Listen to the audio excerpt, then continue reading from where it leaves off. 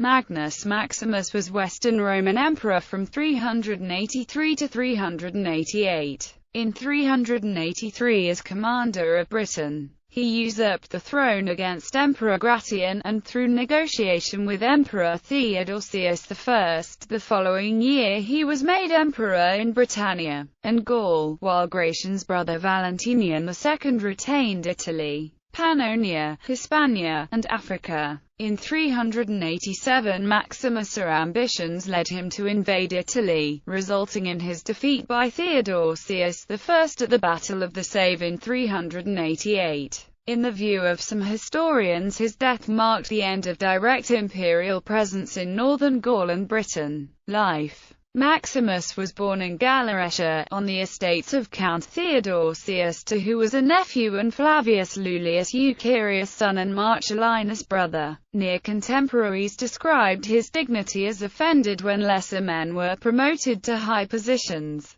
Maximus was a distinguished general, who served under Count Theodosius in Africa in 373 and on the Danube in 376. It is likely he also may have been a junior officer in Britain in 368, during the quelling of the Great Conspiracy. Assigned to Britain in 380, he defeated an incursion of the Picts and Scots in 381. The Western Emperor Gratian had become unpopular because of perceived favoritism toward Alans over Roman citizens. The Alans are an Iranian-speaking people who were early adopters of Christianity and migrated both east and west from their homeland. In 383, Maximus was proclaimed emperor by his troops. He went to Gaul to pursue his imperial ambitions, taking a large portion of the British garrison troops with him. Following his landing in Gaul, Maximus went out to meet his main opponent, Emperor Gratian, whom he defeated near Paris.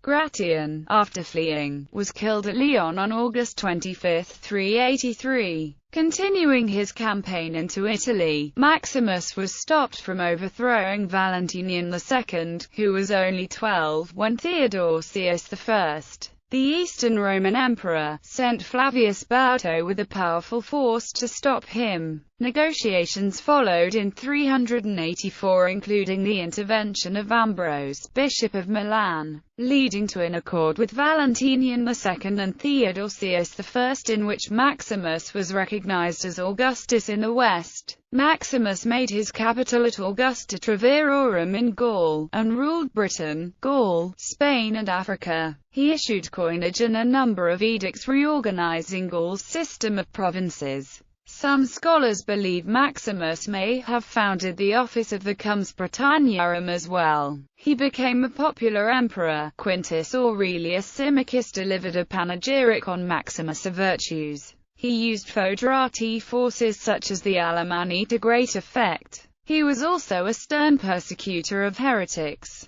It was on his orders that Priscillian and 6 companions became the first people in the history of Christianity to be executed for heresy, in this case of Priscillianism, by other Christians, and the property was confiscated. These executions went ahead despite the wishes of prominent men such as Saint Martin of Tours. Maximus' edict of 387 or 388, which censured Christians at Rome for burning down a Jewish synagogue, was condemned by Bishop Ambrose, who said people exclaimed, "The emperor has become a Jew." In 387, Maximus managed to force Emperor Valentinian II out of Milan, after which he fled to Theodosius I.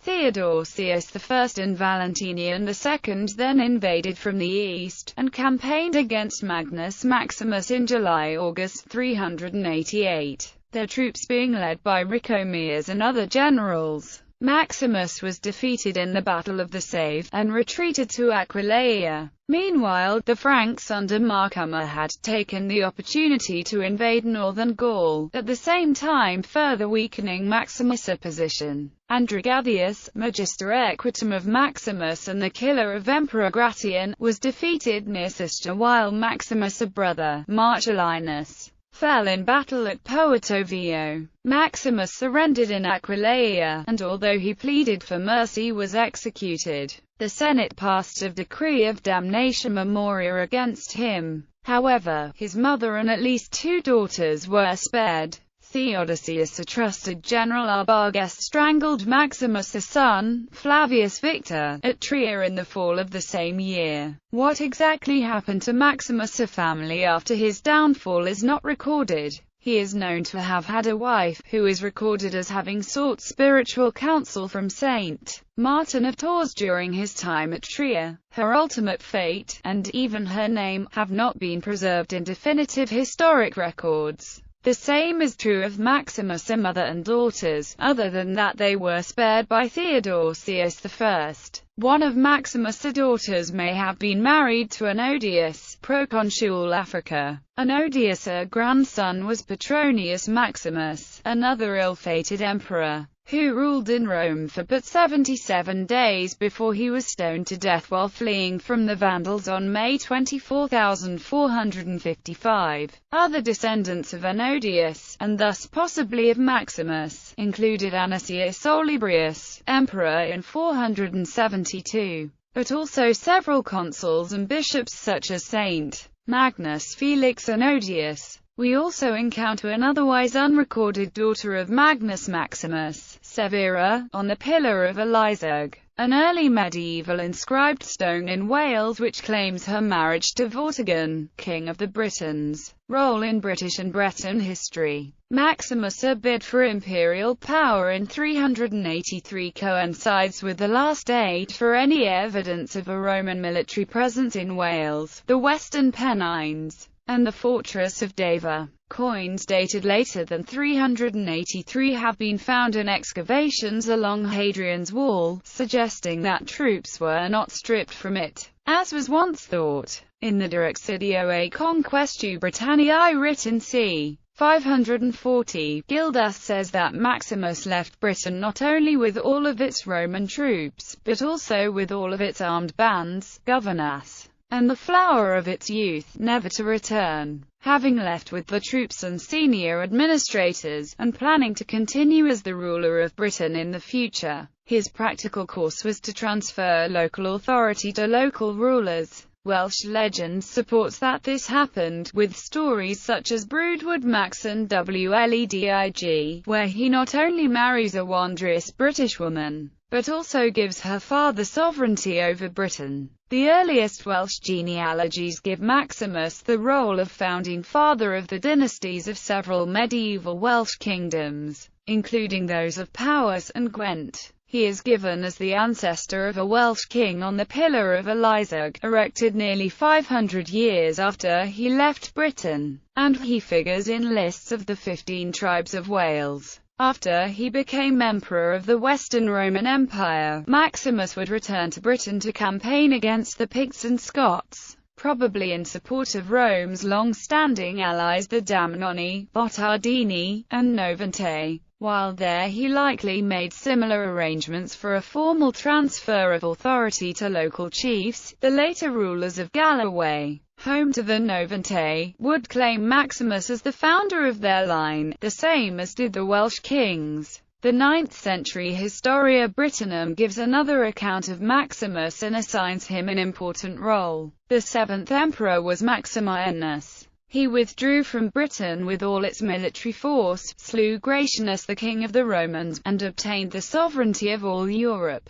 Unwilling to send back his warlike companions to their wives, families, and possessions in Britain, he conferred upon them numerous districts from the lake on the summit of Mons Lubis, to the city called Cant Guic, and to the western tumulus, that is Creuc Occident.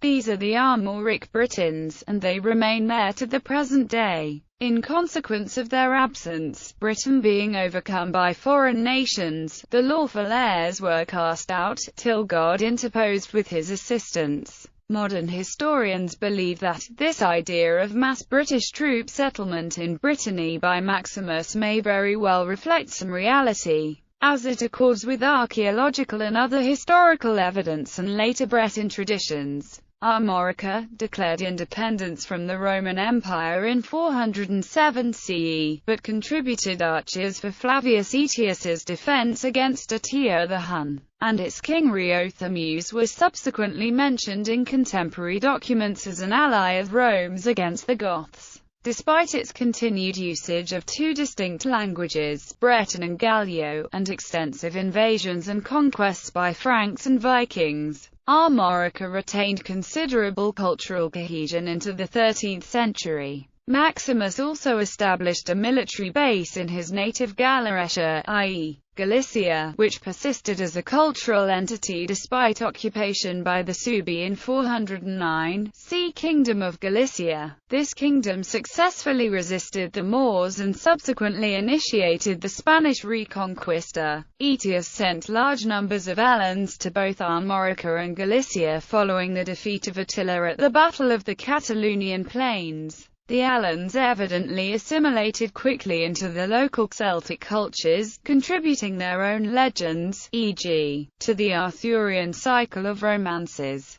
Welsh legend. Legendary versions of Maximus' a career in which he marries the Welsh princess Elin may have circulated in popular tradition in Welsh-speaking areas from an early date. Although the story of Helen and Maximus's meeting is almost certainly fictional, there is some evidence for the basic claims. He is certainly given a prominent place in the earliest version of the Welsh triads, which are believed to date from c. 1100 and which reflect far older traditions. Welsh poetry also frequently refers to Macsen as a figure of comparison with later Welsh leaders. These legends come down to us in two separate versions. Geoffrey of Monmouth. According to Geoffrey of Monmouth's fictional Historia Regum Britanniae, the basis for many English and Welsh legends, Maximinus, as he calls him, was a Roman senator, a nephew of Coel Hen through Coel's brother Ioellinus, and king of the Brythons following the death of Octavius.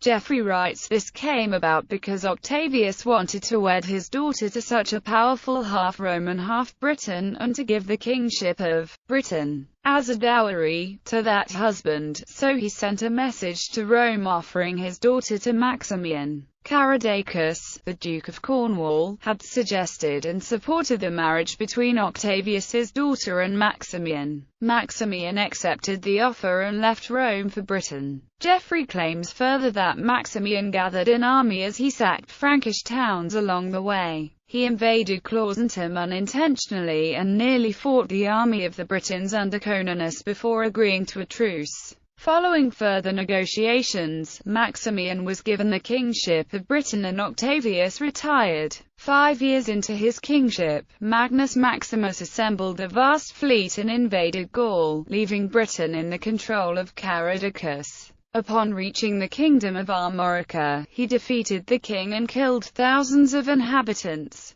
Before departing to Rome, he summoned Coninus, the rebellious nephew of Octavius, and asked him to rule as king of the land, which was renamed Brittany, or Little Britain. Conan's men married native women after cutting out their tongues to preserve the purity of their language. Geoffrey of Monmouth presents this legend to explain the Welsh name for Brittany, Cledow, as originating from Lled Tor, or half-silent. Given that Conan was well established in genealogies as the founder of Brittany, this account is certainly connected to an older tradition than Geoffrey. Following the death of Caradacus, rule of Britain as regent passed to Dionotus, who, facing a foreign invasion, appealed to Maximus, who finally sent a man named Gratianus Municeps with 2 legions to stop the attack. He killed many thousands before the invaders fled to Ireland. Maximus died in Rome soon after and Dionotus became the official king of the Britons. Unfortunately, before he could begin his reign, Gratianus took hold of the crown and made himself king over Dionotus. The Dream of Macsen Wledig. Although the Mabinogion tale The Dream of Macsen Wledig is written in later manuscripts than Geoffrey's version, the two accounts are so different that scholars agree the dream cannot be based purely on Geoffrey's version. The dream's account also seems to accord better with details in the triads, so it perhaps reflects an earlier tradition. Macsen Wledig, the Emperor of Rome, dreams one night of a lovely maiden in a wonderful, far-off land. Awakening, he sends his men all over the earth in search of her. With much difficulty they find her in a rich castle in Wales, daughter of a chieftain based at Saguntium, and lead the emperor to her. Everything he finds is exactly as in his dream. The maiden, whose name is Helen or Elin, accepts and loves him. Because Elin is found a virgin, Macsen gives her father sovereignty over the island of Britain and orders 3 castles built for his bride. In Macsen's absence, a new emperor seizes power and warns him not to return. With the help of men from Britain led by Elin's brother Coninus, Macsen marches across Gaul and Italy and recaptures Rome. In gratitude to his British allies, Macsen rewards them with a portion of Gaul that becomes known as Brittany. Later literature. The prominent place of Macsen in history, Welsh legend and in the matter of Britain means he is often a character or referred to in historical and Arthurian fiction. Such stories include Stephen R. Lawhead's Pendragon Cycle, Mary Stuart's The Hollow Hills, Jack White's Camelot Chronicles, Nancy Mackenzie's Queen of Camelot and Rudyard Kipling's Puck of Pook's Hill. The popular Welsh folk song YMAOHYD, recorded by Daffod Ewan in 1981, recalls Macsen Wledig and celebrates the continued survival of the Welsh people since his days. Stemma. Ancestor. Sextus Lulius Caesar. Grandfathers. Lulius Honorius, Marcus Aurelius Marcius Valerius Carisius. Father. Flavius Lulius Eucherius. Uncles. Flavius Lulius Theodosius, Flavius Lulius Honorius. Cousins. Flavius Theodosius, Flavius Honorius. Second-grade nephews. Flavius Didymus, Flavius Theodosiolus, Flavius Ligaudius, Flavius Verenianus, Flavius Honorius, Flavius Arcadius, Fabius Arena, Flavia Maria, Galla Placidia. Mother. Flavia. Wife. Helen Fertudif.